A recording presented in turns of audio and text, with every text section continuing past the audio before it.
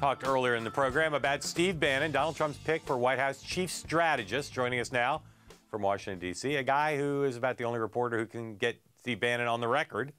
Bloomberg Businessweek's national correspondent, our colleague Josh Green.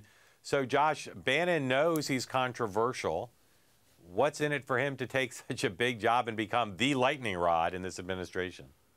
Well, I mean, Bannon fancies himself a revolutionary, Mark, as you know. I mean, he thinks that he is helping kind of propagate this right-wing populist movement that swept across the globe, that got Trump in the GOP nomination, and now has kind of swept him into the White House. So I think Bannon views himself as Trump's Karl Rove. And so it's only appropriate that now that Trump is in the Oval Office, that Bannon will be right there with him, advising him on strategy.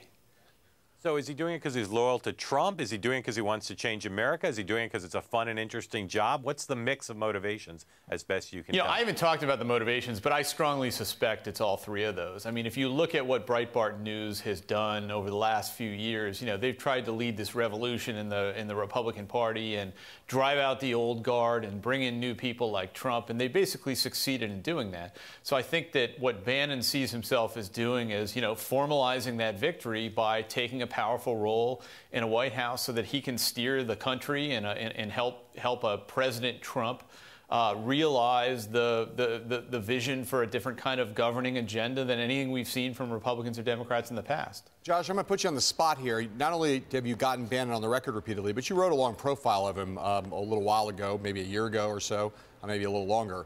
A lot of the things that the critics of this move are saying is that Steve Bannon's a racist, Steve Bannon's an anti-Semite, that Breitbart is a reflection of those flaws in his character and personality. Is he a racist? Is he an anti-Semite? I mean, as George Bush said of Vladimir Putin, I can't look into his soul. Maybe I have that backwards. Maybe Bush could look into his soul. I can't look into Bannon's soul. He is a guy who went to Harvard Business School. He was a Goldman Sachs banker. He isn't some knuckle-dragging rube from the backcountry. But on the other hand, he is the chief executive of Breitbart News, which publishes articles that are intentionally inflammatory, that are racially charged, that certainly propagate a lot of racist and anti-Semitic themes, and that is far, far outside the bounds of anything we've seen in mainstream American politics before. And I think what that really does is speak to the fact that Trump is a presidential candidate and now a president is so far outside the bounds of anything we've ever seen before. Hard to imagine a guy like Trump being elected, but he has been. Right. And the fact that he has been is in there now, it's really not that surprising that he would surround himself with people like Steve Bannon. Right. So he's been appointed along with Reince Priebus, who's now going to be the chief of staff.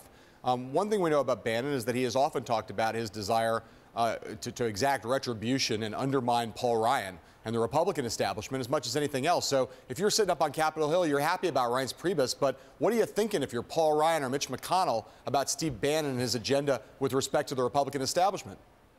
Well, I imagine you're pretty nervous. And if you look at the balance of power in the Trump campaign, Bannon, I think, was more of an architect than Priebus was when it came to steering Trump toward an agenda. I mean, I think the two of them worked well together. Bannon has always claimed that they have, and Priebus has always claimed that they have, too.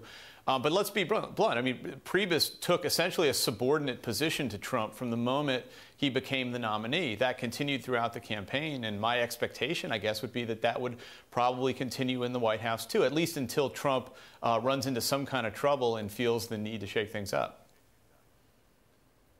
Josh, what is likely to be the role, a lot of speculation about today, of Breitbart in the Trump administration?